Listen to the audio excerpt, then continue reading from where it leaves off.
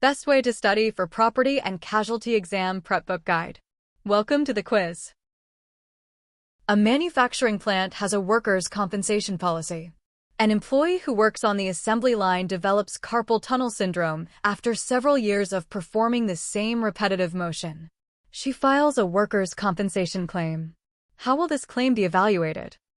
Is it A, the claim will be denied because it is not the result of a specific, sudden accident? Or B, the claim will likely be covered as an occupational disease arising out of and in the course of employment? C, the claim will be covered only if the employee can prove the company knew the conditions were unsafe? Or D, the claim will be handled under the company's general liability policy, not workers' compensation? The answer is B.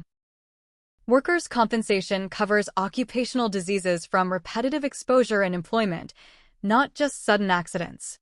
The first is wrong because gradual injuries are included. The third is wrong because no negligence proof is required. The fourth is wrong because workers' comp is exclusive remedy.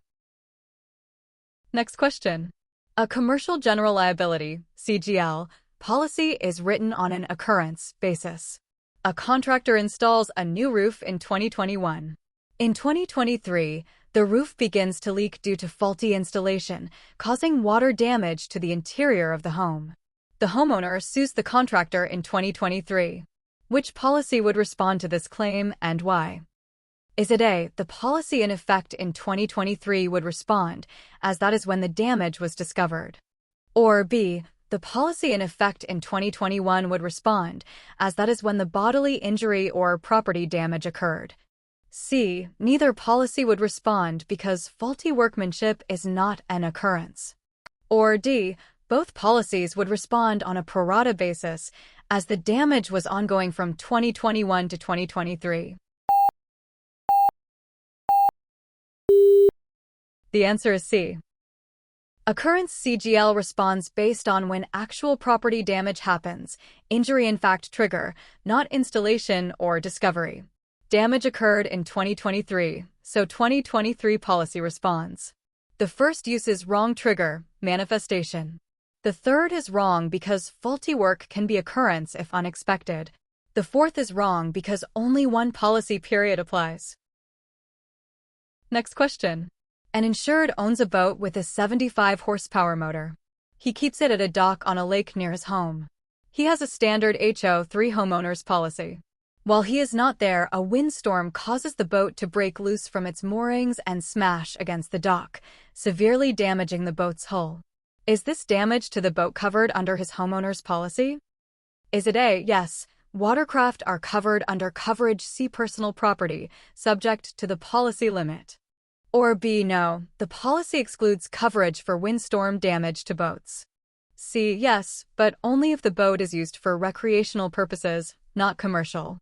Or D, no, because the boat has more than 25 horsepower, it is typically excluded under an unendorsed homeowner's policy?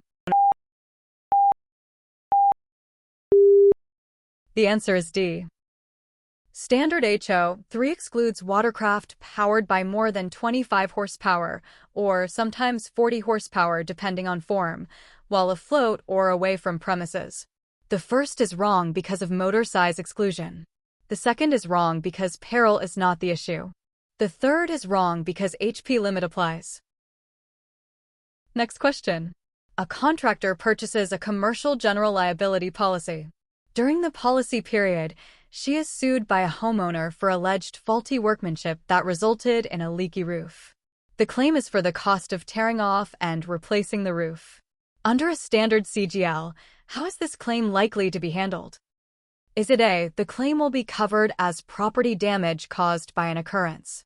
Or B, the claim will be denied because faulty workmanship is not an occurrence, and the cost to repair the work itself is typically excluded as your work? C, the claim will be covered only if the faulty work caused damage to other parts of the home besides the roof? Or D, the claim will be covered under the contractor's completed operations hazard? The answer is B. Your work exclusion eliminates coverage for repairing the insured's defective work itself. Faulty workmanship alone is often not considered an occurrence, expected result.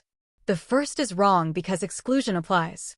The third is correct only if damage to other property.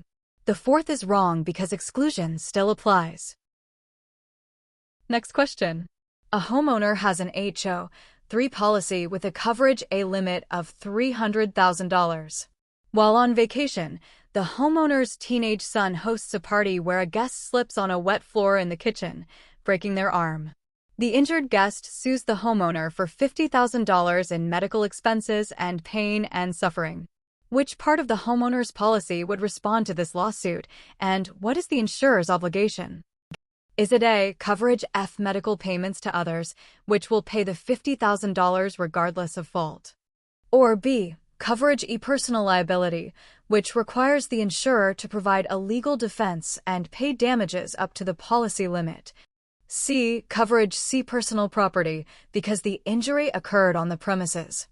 Or D, coverage D, loss of use, as the homeowner was away on vacation at the time of the incident?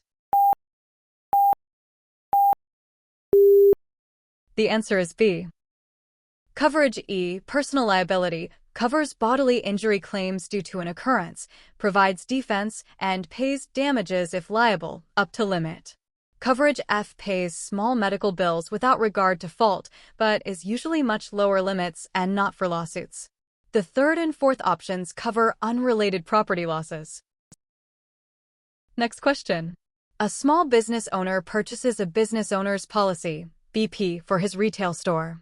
The policy includes both property and liability coverage. 6 months after the policy is issued, the owner decides to start a small catering business from the same location, which significantly increases the number of people coming to the store. He does not inform his insurer of this new operation. If a customer is injured due to a slip and fall during a catering event pickup, what is the most likely outcome regarding coverage? Is it A, the liability coverage will likely be denied because the change in business operations was a material fact that increased the hazard without the insurer's knowledge? Or B, the liability coverage will respond fully because a BP is designed to cover all operations of a small business automatically? C, the liability claim will be covered, but the insurer will double the premium retroactively? Or D, only the property portion of the policy will be affected. Liability remains in force as long as the business is still operating? The answer is A. Material increase in hazard. Adding catering increases premises risk. Without disclosure can lead to denial under concealment or misrepresentation provisions. BOPs cover typical small business operations, but not unnotified significant changes. The second and fourth are wrong because undisclosed material changes can void coverage. The third is wrong because retroactive premium is not the typical remedy for denial. That's it for today. Don't forget to like and subscribe. Tell us how many you scored out of 6 in the comments, and let me know what topic I should post next. Bye.